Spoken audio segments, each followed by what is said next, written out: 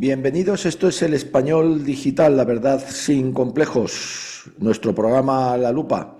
Y yo soy Paco Vendala. Don Miguel Bernard, estamos aquí con don Miguel Bernard, nada más y nada menos, todo un caballero, todo un español, todo un patriota, todo un luchador, abogado insigne y además un hombre que ha demostrado el valor acreditado, algo que en España, por desgracia, se ha perdido. Para nosotros es un placer traerle aquí a nuestro programa La Lupa del Español Digital. Vamos a conversar con él, nos ha dado esta entrevista y vamos a intentar bucear en la vida, por desgracia últimamente tan azarosa, de este gran español, de esta gran persona. Don Miguel, ¿cómo está? Bien, bien, bien, gracias a Dios. Todavía sigo conservando la mente lúcida para seguir luchando contra la corrupción, una corrupción que ha anidado y que ha adquirido carta de naturaleza en España y sobre todo en las instituciones, porque si los particulares son corruptos, bueno, pues es censurable, pero que haya corrupción en las instituciones, eso es mucho más grave y eso atenta y perjudica la credibilidad de nuestro sistema democrático y del principio de legalidad y del Estado de Derecho. Claro. Don Miguel Bernard fundó el sindicato que se llamó en su momento y ahora también Manos Limpias. ¿Cómo surge esa idea? ¿Por qué surge esa necesidad? ¿Por qué se lanza don Miguel Bernard a esa aventura? Bueno, yo me lancé a esa aventura porque yo fui funcionario del Ayuntamiento de Madrid, llegué a ser director de personal durante el mandato del alcalde Álvarez del Manzano y como funcionario veía que había corrupción en la administración pública. Siempre mi sentimiento ha sido defender la legalidad vigente y yo ingreso en el Ayuntamiento de Madrid por oposición, en el Grupo A, en el Cuerpo Técnico Jurídico, en el año 1972, voy ascendiendo, jefe de negociado, jefe de sección, jefe de departamento y luego ya director de personal. Yo tenía muchos contactos estando en el Ayuntamiento de Madrid, pues con otros ayuntamientos de España y con instituciones, el Poder Legislativo, organismos autónomos, comunidades autónomas, etc. Y veía que había mucha corrupción dentro de la administración pública. Llega a mis oídos un movimiento italiano, Manu Puliti, de unos fiscales que luchaban contra la corrupción con el siguiente lema: allí donde exista un delito tiene que haber alguien capaz de denunciarlo. Ajá. Y esto me motivó.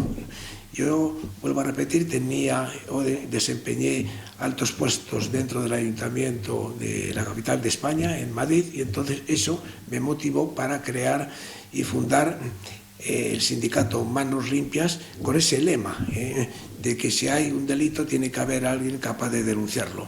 Yo veía también que el Ministerio Público, que tiene un mandato del artículo 124 de nuestra Carta Magna de defender la legalidad vigente, que no todas las veces el Ministerio Público estaba defendiendo la legalidad vigente y luchaba contra la corrupción. Bueno, entonces venga a darle vueltas a nuestra Carta Magna y vi que había otro artículo a continuación del 124 que legitimaba la actuación del Ministerio Público, que era la acción popular. La acción popular, que quería decir que cualquier ciudadano, cualquier organización podía personarse en un proceso y denunciar corrupción. Y es cuando entonces yo fundo el sindicato Manos Limpias, primero de funcionarios, y luego hubo una modificación de estatutos para que también pudieran, en este sindicato, que en principio era de funcionarios públicos, pudiera afiliarse cualquier persona, cualquier ciudadano que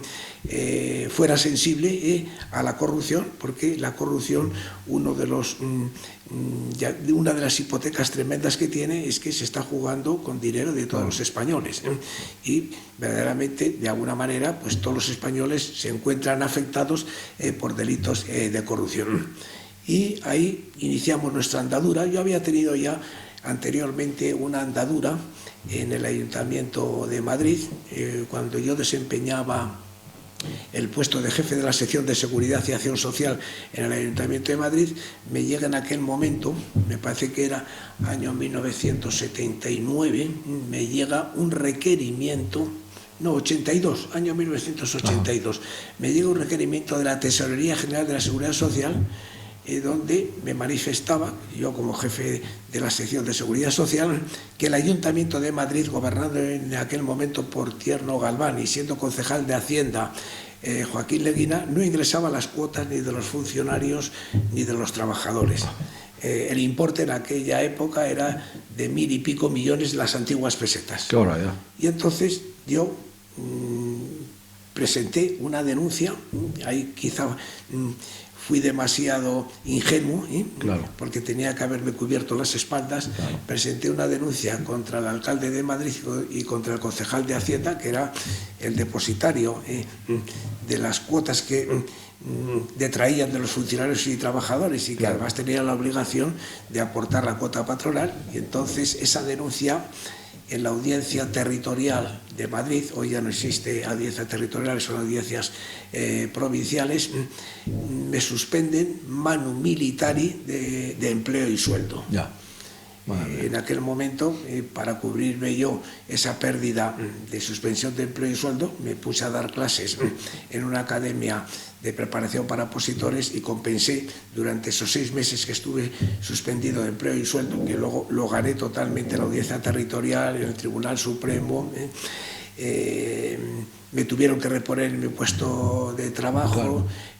Condenaron al ayuntamiento por lo que se conoce desviación de poder, esto es, utilizar potestades administrativas para otros fines distintos de los previstos en el ordenamiento jurídico. Esa fue mi primera experiencia de lucha contra la corrupción, cuando todavía Manos Limpias no se había fundado, porque se fundó en el año 1992.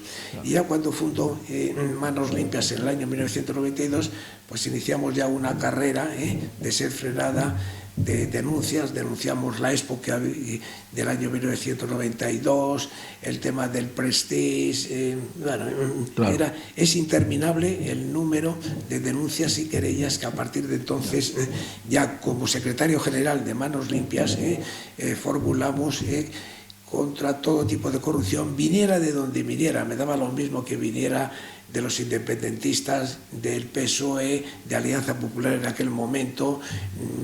No claro, mirábamos, lógicamente, porque eso era nuestra independencia. Lógicamente, claro. Y como no recibíamos, y yo me negué a recibir cualquier tipo de subvención, porque una subvención de alguna manera pues te hipoteca. Claro, claro. Y ahí, bueno, pues llamémosle, fue nuestro inicio, un inicio que tiene algunos hitos fundamentales.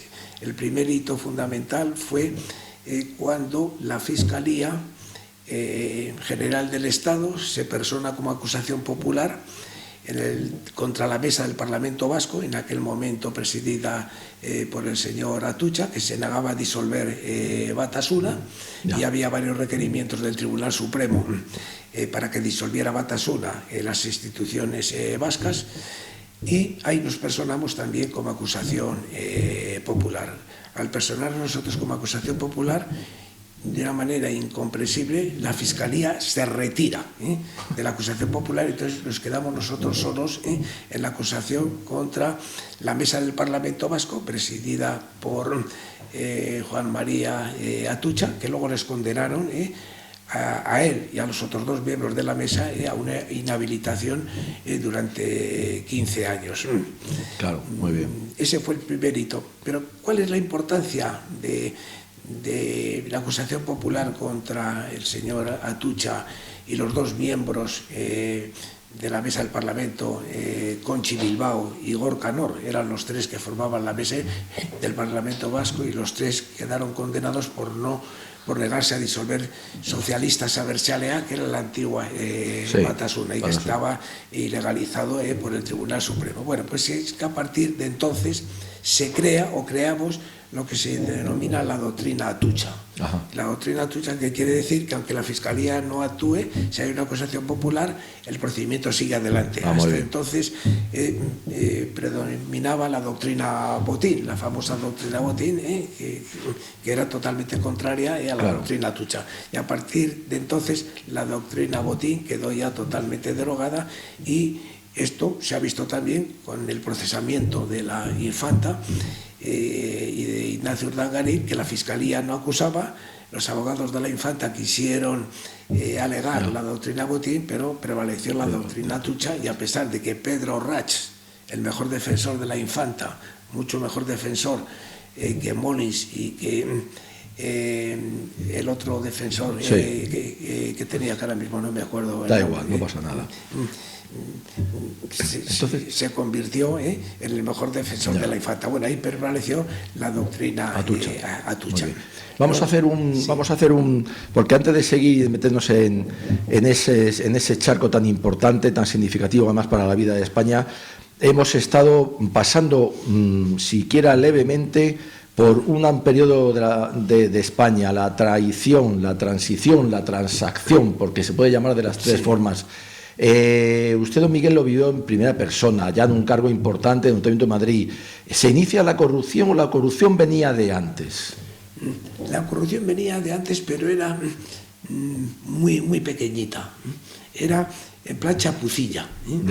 Los grandes negocios de corrupción, desgraciadamente, se han producido una vez aprobada nuestra Carta Magna. Eso es lo grave. Porque antes puede decir, hombre, sí, había un régimen autoritario, había corrupción. Yo creo que antes, en el régimen de Franco, había corruptelillas.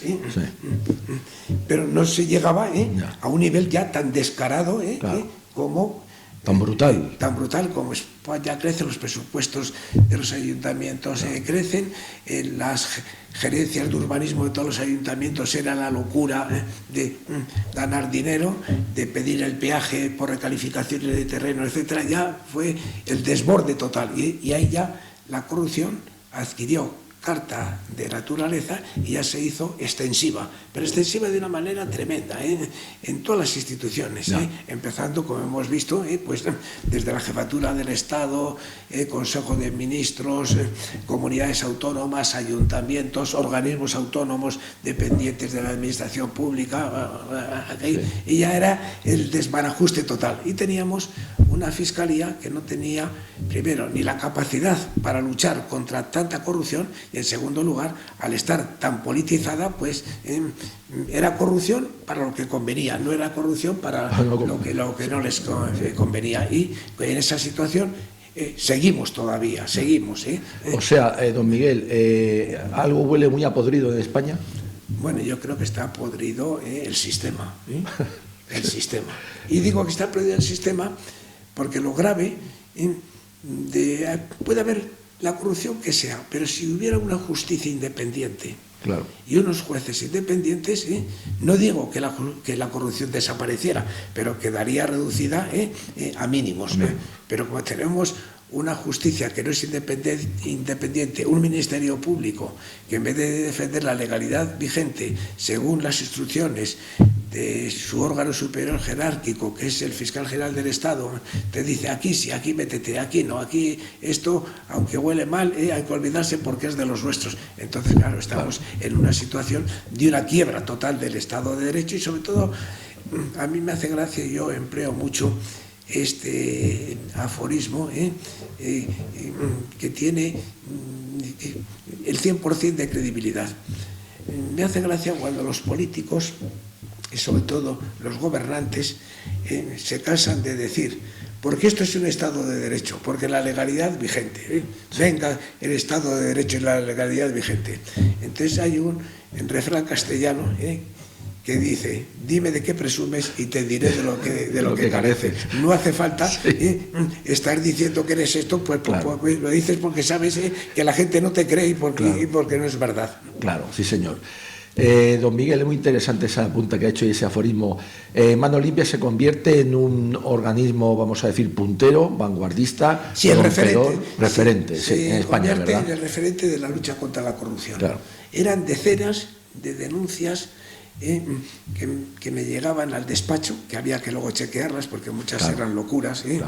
Otras eran que te metían trampas para que presentaras una denuncia y metieras la pata, y había que seleccionar cuál tenía un mínimo de credibilidad, y si había alguna denuncia que tenía credibilidad y la podíamos constatar, entonces ya nos lanzábamos a la piscina, pero siempre que había agua. Claro. Nos tiramos en paracaídas, siempre que el paracaídas tuviera la garantía de que no se iba a reventar en medio vuelo. Claro. Y no hubo ninguna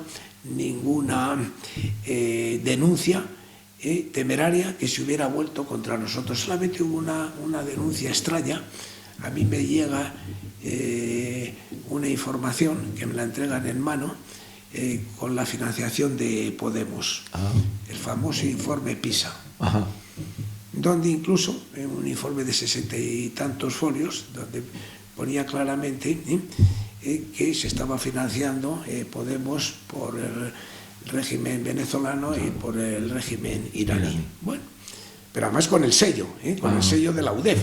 Sí, sí. Entonces yo le doy credibilidad. Claro. ¿Cómo no le voy a dar credibilidad si me lo entregan unas personas que me merecían respeto y de confianza? Y entonces yo presento, en base a ese documento, presento en el Supremo una denuncia de financiación ilegal del partido político Podemos. Entonces estaba de presidente Pablo Iglesias.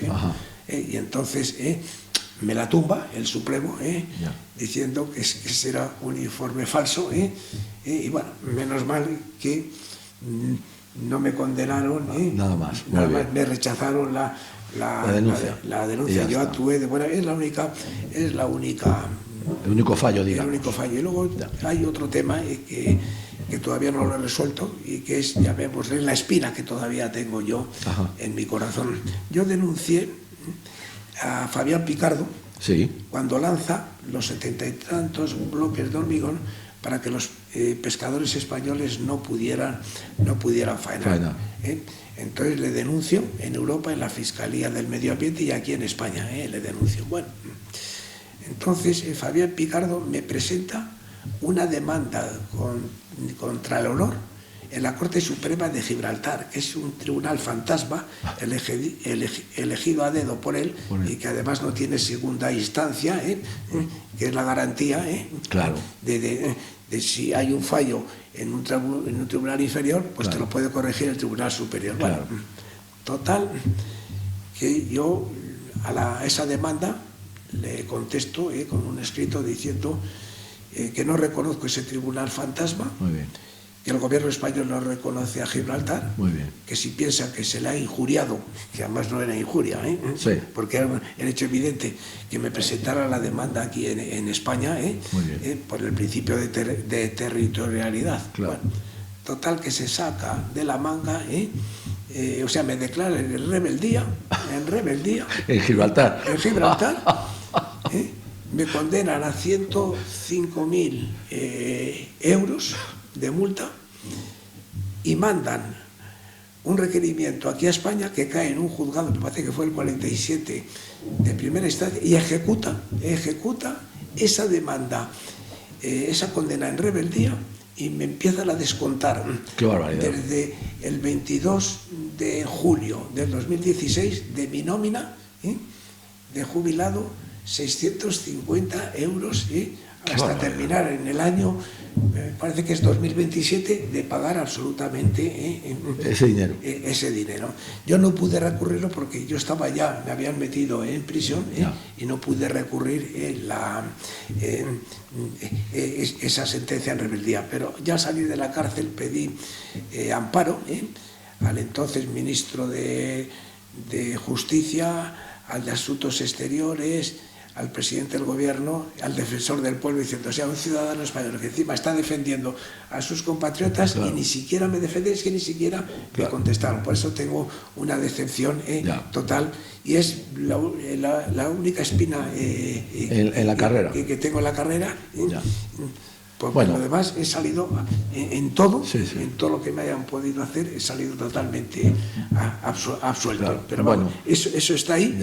Bueno, pero yo creo que también es una espina que está también cargada de honor, porque en el fondo, efectivamente, que por defender a España, pero además y a los pescadores. Claro. Pero además lo que no defienden los que tenían que defenderlo, y encima contra una colonia británica invasora de España y un pirata como es Picardo, pues hombre, contra los corsarios ya se sabe que aunque se caiga por las circunstancias que sea, se cae siempre con honor, don Miguel.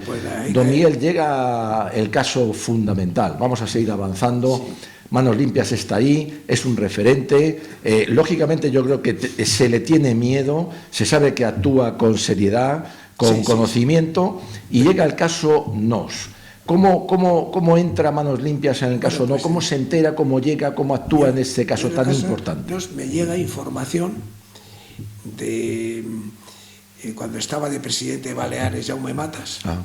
Me llega información de Valencia cuando estaba de alcaldesa Rita Barbera, y luego yo tenía la información del ayuntamiento en la época que era alcalde Alberto Ruiz Gallardón. Y entonces, bueno, esa información me deja perplejo, como con la cara que iban a pedir dinero para el Instituto NOS, una institución sin ánimo de lucro, que luego ese dinero se iba desviando para otras finalidades, incluso propias, individuales al bolsillo, prácticamente. Al bolsillo de ellos. En principio se calculaba que habían sido 7 millones los que habían conseguido 7 millones de euros. Bueno, entonces el fiscal Pedro Rach ya le habían tocado para que, ojo, que es la Infanta, ojo. Ya había abierto diligencias previas el juez José Castro. La querella nuestra estaba ahí aparcada, el juez Castro estaba viendo a ver por dónde iban los tiros, veía que tenía un fiscal hostil a él, hostil a Manos Limpias, y que se había convertido en el mejor defensor de la Infanta. Miguel Roca era el otro abogado que antes se me había olvidado. Miguel Roca y Molins son los dos abogados de la Infanta. Y el rey emérito había dicho, oye, yo confío en vosotros, y a estos mindunguis, así dijo, a estos mindunguis de Manos Limpias, les tenéis que triturar. Bueno, luego la abogacía del Estado, en vez de defender los intereses del Estado, también se puso de perfil y del lado de la Infanta. Bueno, y al final el juez Castro vio tan claro que había unos indicios de delito, que admite la acusación popular e imputa, entre otros, a Ignacio Urdangarín y a la Infanta Cristina de Borbón. Pero esto se remonta ya al año 2012. El año 2012, y es un tema muy importante, interesante, hay una reunión en Zarzuela, me parece que fue el 12 o 16 de febrero del 2012, el rey emérito convoca a Mariano Rajoy, presidente del gobierno, a Soraya Sáez de Santamaría, vicepresidenta del gobierno, a Alberto Ruiz Gallardón, que entonces era ministro de Justicia, a Eduardo Torres Dulce, que entonces era fiscal general del Estado, y se plantea el tema. Bueno, aquí hay que hacer algo, hay que salvar a la Infanta y dejar caer a Ignacio Urdangarín. Dice, pero para salvar a la Infanta hay que cargarse Manos Limpias y a su secretario general.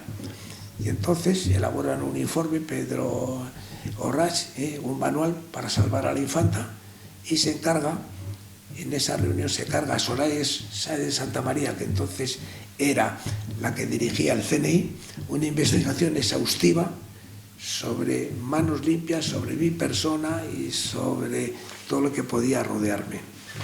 A los 2 meses, el informe del CNI a Soraya Sáez de Santamaría: doña Soraya, hay que buscar por otro sitio, porque no hay nada donde podamos meterle mano para cargarnos a a Manos Limpias y a Miguel Bernal. Bueno, y entonces eso ahí quedó. Ya. Y luego, ¿qué pasa? Que en el año... bueno, esto transcurre...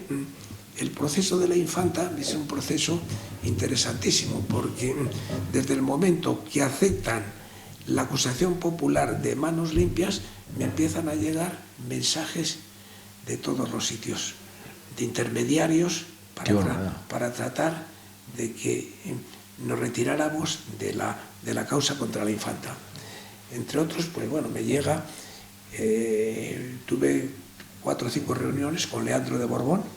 Ah, sí, hombre, el de la perilla. El de la perilla, que me dice, hombre, Bernat, aunque la familia real se está portando muy mal conmigo, Sí, ¿verdad? dice, pero es la sangre y tal, mira a ver de qué forma se puede limar esto, ¿no? Limar esto. Bueno, claro. Ese fue llamémosle un mensajero.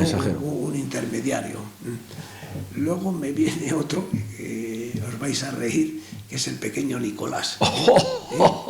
El pequeño Nicolás, un pícaro de tomo y lomo. Me viene con el mandato de Revenga, que era el administrador de las infantas. Sí, es verdad. Él quería ponerse una medalla y efectivamente eso era cierto, porque en una de las reuniones que tenía con él, dice, para que veas que es verdad, voy a poner el teléfono con altavoz, y habla con García Revenga, y García Revenga, sin saber que estaba yo al lado, pues le decía, sí, tú dale, convéncele que retire. ¡Qué barbaridad! Que retire la querella contra la infanta. Claro. Luego hubo también personajes de medio nivel, pero el de más envergadura fue el presidente de la Caixa entonces, Isidro Fainé. Ah, Fainé. Isidro Fainé me llama el 4 de octubre del 2015, me acuerdo perfectamente de la fecha. No, me llama el 4 de octubre, me llama la secretaria de Isidro Fainé.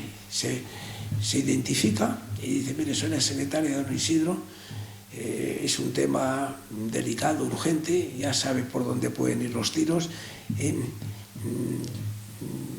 Mírame su calendario, porque esto urge.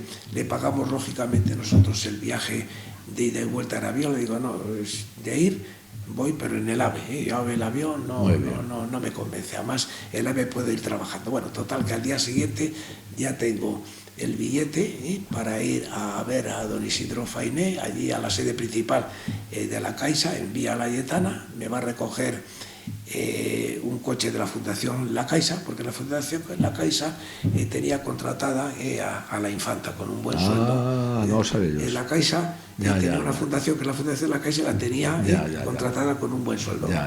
Bueno, entonces me llevan allí, me recoge el coche de la Fundación La Caixa, me lleva a la sede, me introducen por una puerta donde solamente entraban directivos y subo a la planta 12. Y ahí ya me estaba esperando don Isidro Fainé y Jaume Giró. Jaume Giró era el presidente de la Fundación La Caixa, que luego los independentistas pues le hicieron consejero de Economía, y antes el Club de Fútbol Barcelona también lo había metido en la directiva para ver si La Caixa podía dar dinero al Barcelona. Luego terminó mal con todos, hasta Isidro Fainé se enteró de que era independentista y rescindió el contrato con él como presidente de la Fundación La Caixa. Me da ahí un abrazo, don Isidro Fainé, Bernat, la gran labor que estáis haciendo, no sabéis lo que os lo agradecemos los españoles. Digo, ya está dando vaselina, ¿no? Dando vaselina. Dice, mira, tengo un encargo directo de Zarzuela, pero ya del hijo. Sí. Claro. Del hijo, de Felipe VI.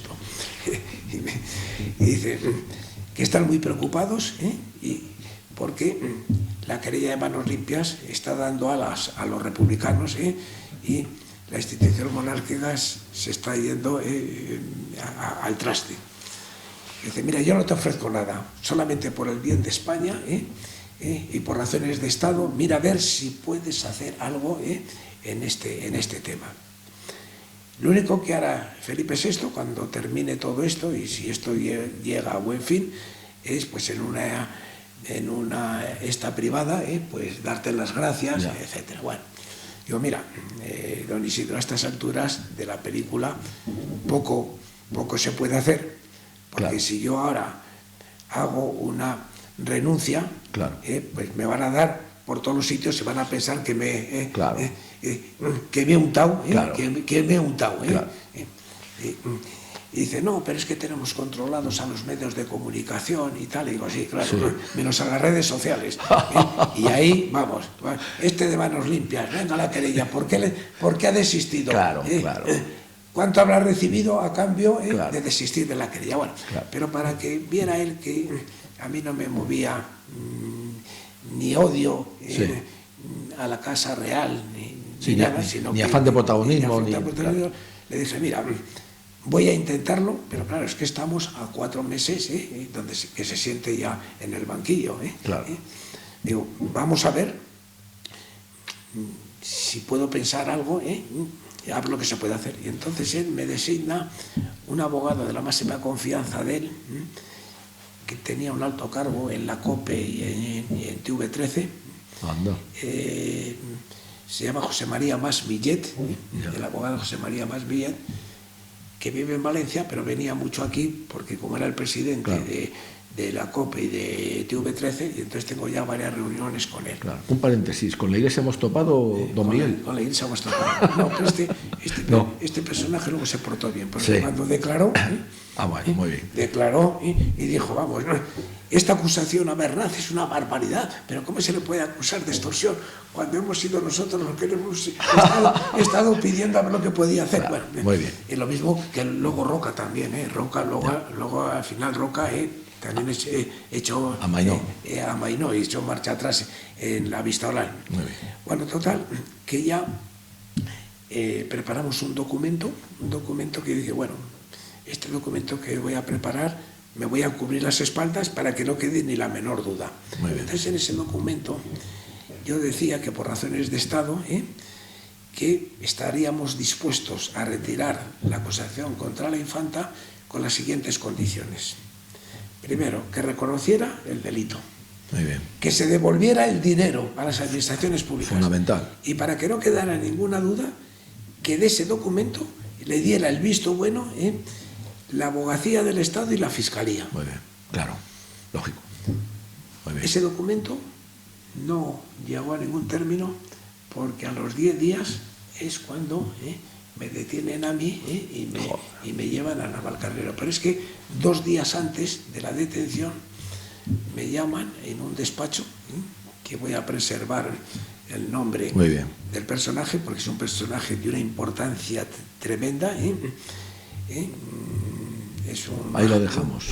un magistrado Sí. que tenía relación con el CNI Muy bien. y me dice, Bernat, todavía estás a tiempo. Joder. Si no lo retiras, te van a masacrar a ti, a la familia y te van a destrozar. Qué Digo, barbaridad. pues que me destrocen. Pero yo, como comprenderás, no voy. Muy bien.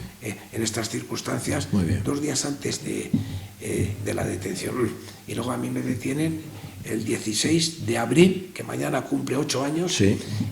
a las 7 de la mañana, saliendo de casa, 7 policías de paisano, queda usted detenido. Y digo, sí, pues, ¿por qué? Ya se lo dirá cuando llegue la letrada de la Administración de Justicia a las 11 a su domicilio y a la sede, le dirán los cargos. Digo, entonces, mientras tanto, tengo una detención ilegal porque no sé Claro. por qué se me detiene. Claro. Yo ya lo sabía, Bueno, por y supuesto. cuál era, porque la noche anterior ya me habían dado Un chivatazo. un chivatazo. Claro. Yo sabía que a las 7 de la mañana, Claro. y luego, claro, cuando vi que estaban ya cámaras enfrente de casa y en la sede, ya habían avisado Claro. a los medios de comunicación para darme y hacerme la pena de telediario, donde me ponían verde. Aquello fue un espectáculo bochornoso para empezar. Un espectáculo, pero vamos, algo. Claro. ¿Qué se llevaron de casa? Pues se llevaron de casa solo una libretita de mi hija cuando tenía 12 años con unos teléfonos. Revisaron de arriba abajo 750 euros que tenía mi mujer para terminar el mes. Claro. En la sede 350 50 euros. Había chequeado todas las cuentas mías y del sindicato. El sindicato tenía en cuenta corriente 2.000 y pico euros de las cuotas de los afiliados y mi pensión y nada más. Y no había nada más. Un pasaporte inmaculado, no había más. Entonces, ¿dónde estaba el dinero de las extorsiones? Claro. Pero vamos. Bueno, otro dato. Bajan los policías al garaje. Ahí se debían creer que había un Maserati o un coche de estos, y ven un coche de 10 años, más viejo que la tos, que encima no podían abrirle porque como hay una comisaría detrás de la vivienda, había un inhibidor. Y cuando la abren, al final se fueron cabreados como diciendo, este es un montaje. Esto es un montaje, nos han utilizado. Exactamente. Claro. Y luego de ahí estuve 2 días y medio, casi 3, antes de que transcurrieran las 72 horas en los calabozos de Moratalaz. De ahí deprisa corriendo en un furgón de la Guardia Civil a la Audiencia Nacional, donde ahí en 5 minutos el fiscal pide prisión preventiva sin fianza por riesgo de fuga. Joder. El juez Pedraz, que era el verdugo mío, porque era el alumno aventajado de Baltasar Garzón y no consintió que yo me fuera de rositas, porque claro, a su maestro Baltasar Garzón yo había conseguido inhabilitarle con el tema de la ley de memoria histórica. Y venga, a prisión por riesgo de fuga. Y se quedaron tan tranquilos. Bueno, luego el fiscal ya cumplida la felonía, pide la excedencia y se va a un despacho de alto nivel de Madrid y ahora está defendiendo a Zaplana, es el abogado de Zaplana. De Zaplana, qué barbaridad. Don Miguel, aquello fue una pesadilla sin duda. ¿Qué recuerdo personal, íntimo, guarda de aquella detención y de aquellos días? ¿Qué le ha quedado en el corazón, en el alma? Yo es que todavía... los 10 meses de prisión es que todavía no me lo creo. Yo paseaba por el patio, digo, pero ¿cómo estoy yo aquí? Digo, me habré echado en algún momento y haber cometido cualquier barbaridad, y resulta que sí, yo he extorsionado, pero claro, es que lo que me pedía el fiscal, otro loco, pero otro loco, 25 años de cárcel y se sacó de la manga, claro, ni más ni menos, que había extorsionado a Ana Patricia Botín, a Miguel Blesa, a Francisco González, a Braulio Medel de Unicaja, al presidente de la Volkswagen, mándale narices, porque había hecho una denuncia por los tubos de los Audis y tal, y que la había extorsionado a él, que había extorsionado a la infanta pidiéndole 3 millones de euros a Miguel Roca para retirar la acusación contra la infanta. Eran unas barbaridades, que digo, pero ¿en qué mundo estamos viviendo? ¿Cómo un fiscal tiene la caradura, que esto lo haga un delincuente, de la caradura de soltar esas barbaridades para decir, aquí te destrozamos, nos inventamos lo que sea, hay que desguazar manos limpias? Bueno, mientras yo estaba en prisión, claro, el fiscal Pedro Orrach, el máximo defensor de la infanta, en vez de ser la acusación pública, venía aquí a Madrid a reunirse con el fiscal jefe de la Audiencia Nacional, Javier Zaragoza, para ver cómo desguazaban manos limpias y pedir de esa manera la expulsión nuestra del procedimiento de Palma, porque unos delincuentes, una organización criminal y un delincuente como era yo, ¿cómo nos atrevíamos a denunciar ni más ni menos que a la hija del rey emérito? Y en aquel momento también nos pidieron la expulsión del procedimiento de los seres de Andalucía, porque era la acusación que estábamos atizando desde un principio, porque Mercedes Alaya fue la primera que aceptó la acusación popular de manos limpias, luego se incorpora el Partido Popular, luego se incorpora la UGT, todos a continuación. Hemos sido nosotros, llamémosle, pioneros y los referentes de la lucha contra la corrupción. No me arrepiento absolutamente de nada, a pesar de que ello me ha llevado... Yo lo he sufrido, pero más me ha dolido por la familia. El daño a la familia y a la imagen. Al honor y a la dignidad, claro. Y yo, una vez salida por la cárcel de la prisión de Navalcarnero, siempre he ido con la cabeza bien alta, claro, y no he tenido ni una sola persona en la calle claro, que me haya podido decir, ese corrupto, nah. Cuando me reconocían, estamos con ustedes, esto ha sido una putada que le han hecho por haber traspasado la línea roja de haber denunciado a la hija del emérito, que por cierto hay algo que lo han ocultado los medios. Cristina de Borbón tenía más motivos para estar en la cárcel que su marido. Importante. Y la condenaron solo, importante, como beneficiaria a título lucrativo, a pagar a Hacienda 186.000 euros. Una bagatela. Una bagatela. Qué barbaridad, don Miguel.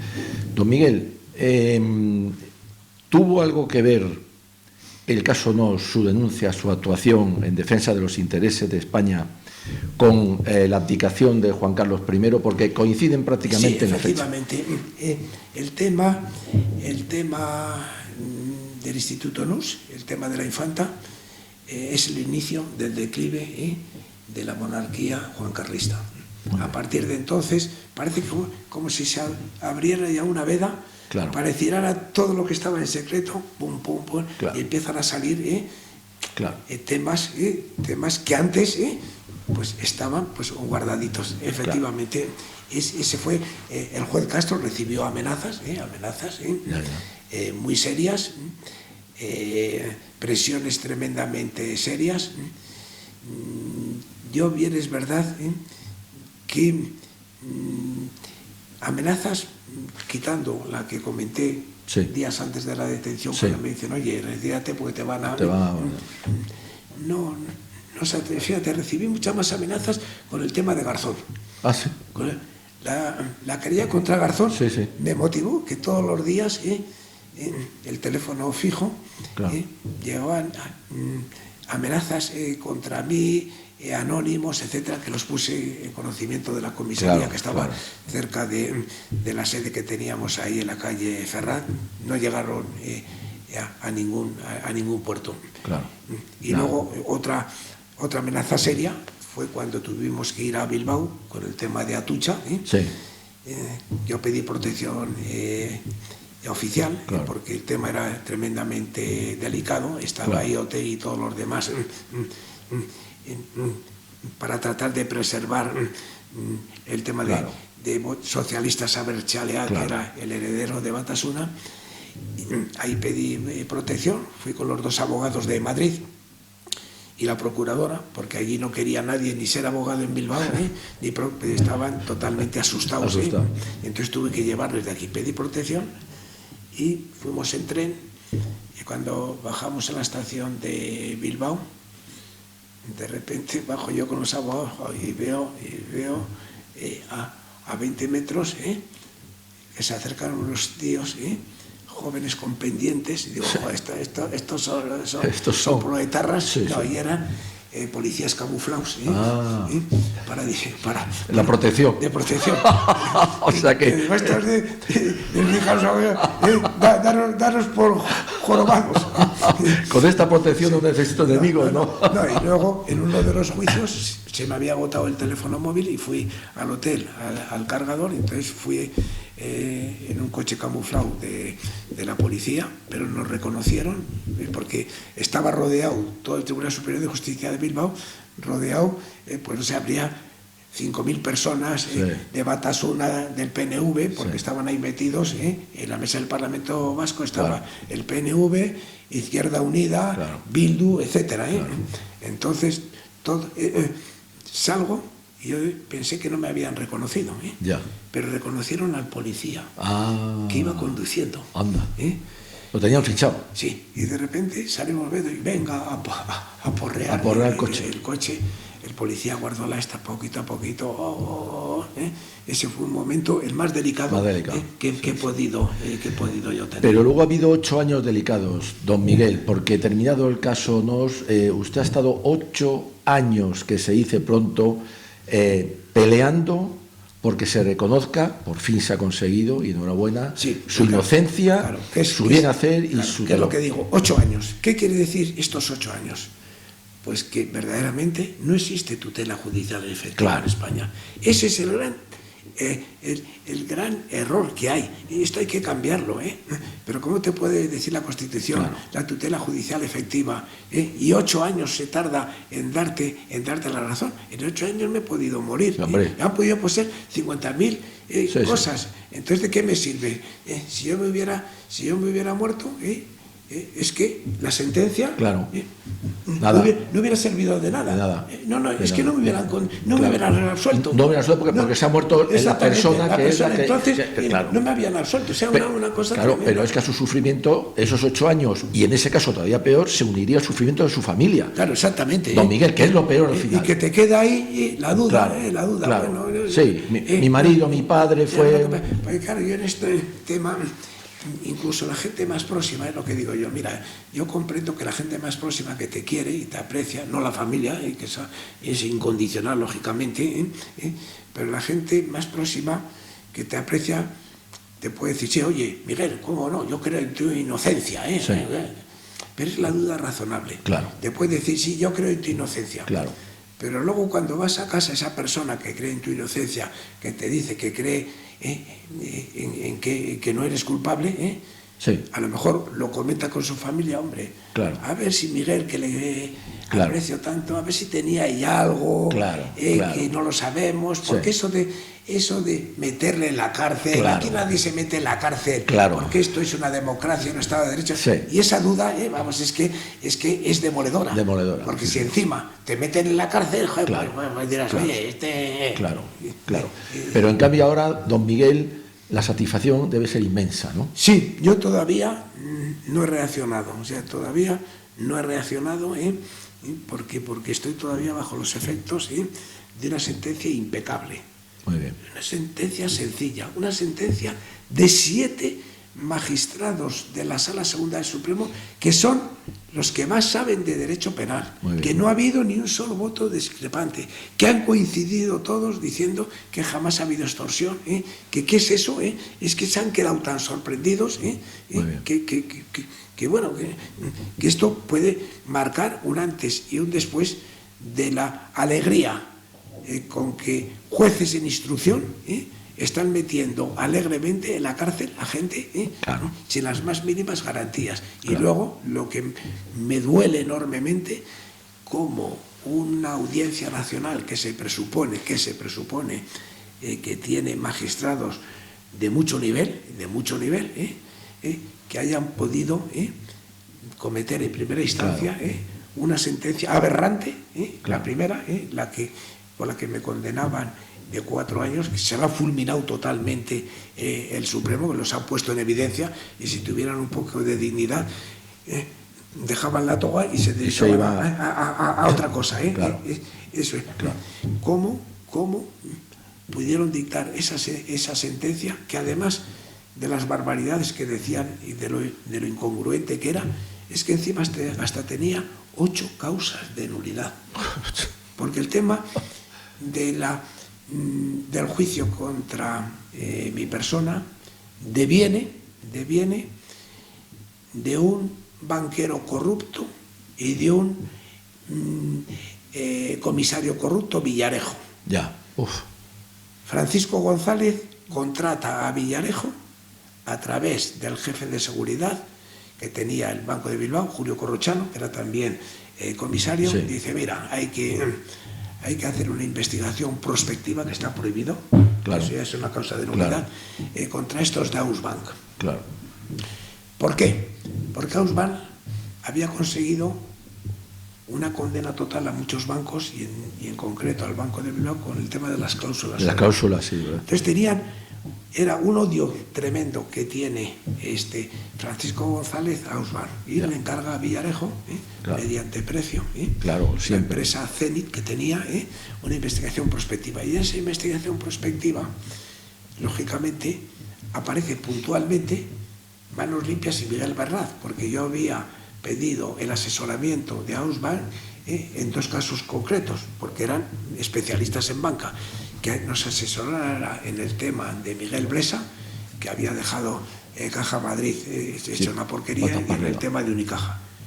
Y solamente en esos dos casos pido un asesoramiento, cuando Ausban había venido funcionando durante 30 años y nosotros, cada uno con una estructura distinta, unos fines distintos, etc. Y entonces aprovecha, como el informe del CNI no me había encontrado nada, aprovecha y dicen, venga, vamos a unirles como si fuera una organización criminal, y me meten en un paquete que no tengo nada que ver, porque yo me acuerdo en el juicio, todo era de Pineda, y yo le decía al abogado, ¿pero qué hacemos aquí?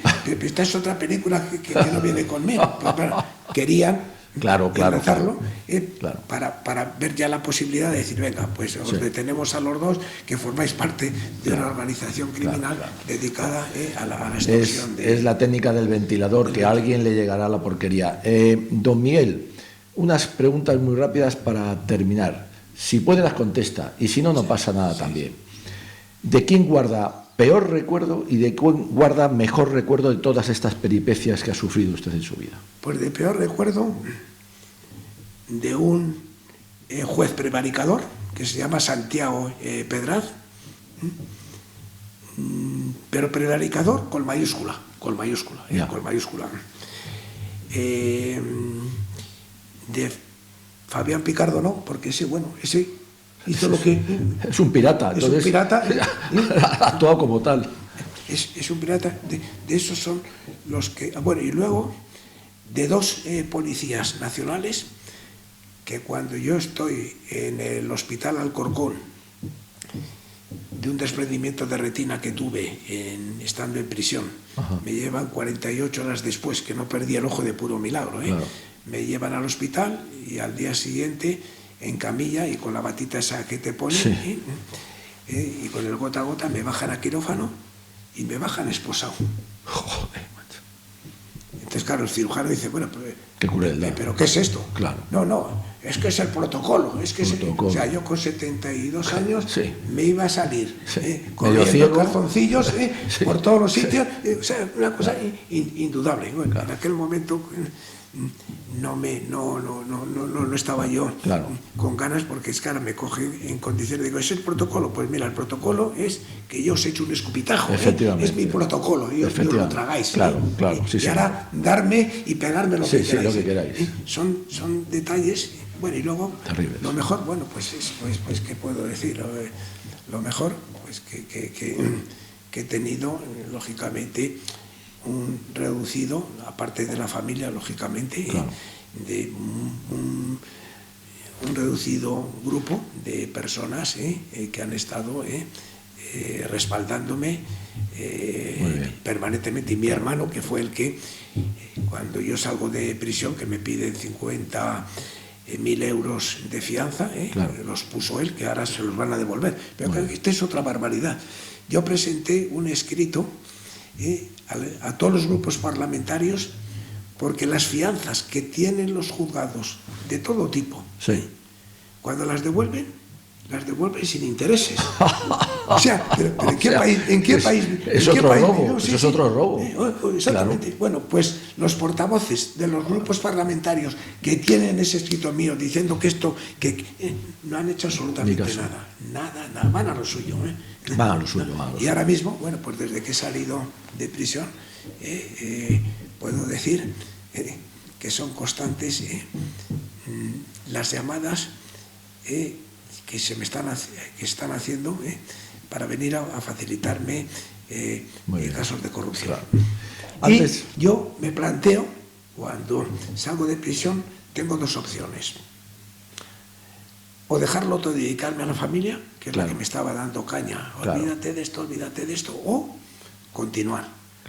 Yo valoro, digo, si yo me dedico a la familia, han ganado ellos, se han quitado de encima la mosca cojonera. Entonces, en contra de la familia, he continuado con esto me ha motivado, bueno, pues que la familia pues esté muy bien. Bueno, un poco dolida, ¿no? Un poco. Pero bueno. Yo dije al principio que era un hombre de valor acreditado, y esta es la razón. Don Miguel, otra pregunta: ¿el sistema judicial está corrupto en España? Totalmente. Ahora me da pena. El sistema judicial no está corrupto a determinado nivel. Ya. Pero según se va subiendo más y más y más en la escala jerárquica de la jurisdicción, y me da pena porque hay muchos jueces que son buenísimos, y muchos jueces de base que trabajan enormemente.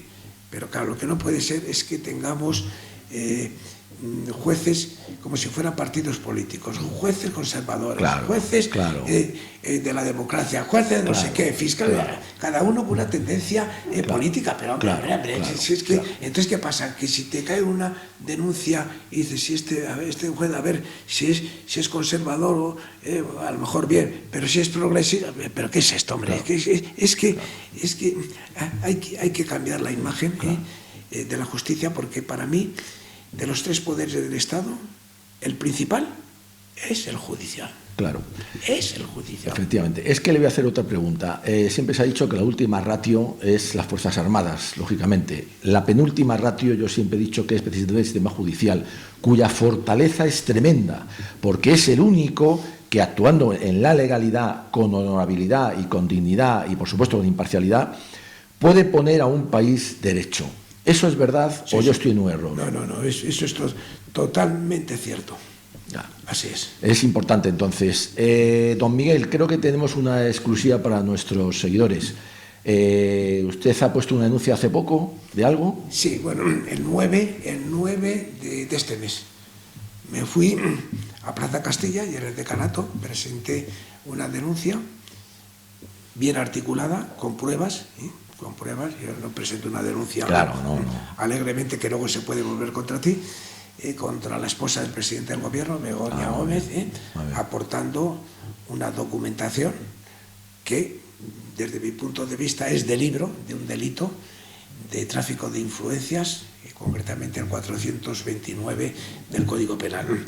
Esta mañana he estado en Plaza Castilla para ver si ya se había turnado. Todavía no se ha turnado, pero yo creo que en esta semana me han dicho, como muy tarde, el lunes o martes, ya habrá recaído en un juzgado, que espero que habrá diligencias penales, impute o cite como imputado o investigada, ahora se llama investigada, a la presidenta, a la esposa del presidente del gobierno, Begoña Gómez, y bueno, pues a partir de ahí, pues yo creo que puede cambiar el curso político de este país. Sin duda, sin duda. Don Miguel, vamos a terminar. Un mensaje para nuestros seguidores, el que quiera y de lo que quiera, como español, como jurista, como hombre que ha sufrido estas persecuciones y ya como un hombre libre y dignificado otra vez. Bueno, pues que yo creo que la sociedad española tiene que estar contenta de que ha vuelto lo que yo llamo el nuevo amanecer de Manos Limpias, una asociación, sindicato, que no esté hipotecado por nada ni por nadie y que por lo tanto puede tener la garantía de una independencia en todos los aspectos. Seguiremos mientras la providencia nos dé fuerzas, luchando por una España mejor, por tratar de reducir, porque terminar con la corrupción es imposible, pero tratar de reducir en lo más posible la corrupción, que de alguna manera está perjudicando los intereses económicos de todos los españoles, sobre todo una corrupción que está anidada en las instituciones. Por lo tanto, seguiremos en esa lucha, que yo creo que es una lucha desinteresada, una lucha que supone sacrificio y que no nos mueve ningún otro motivo ajeno, nada más que defender la legalidad.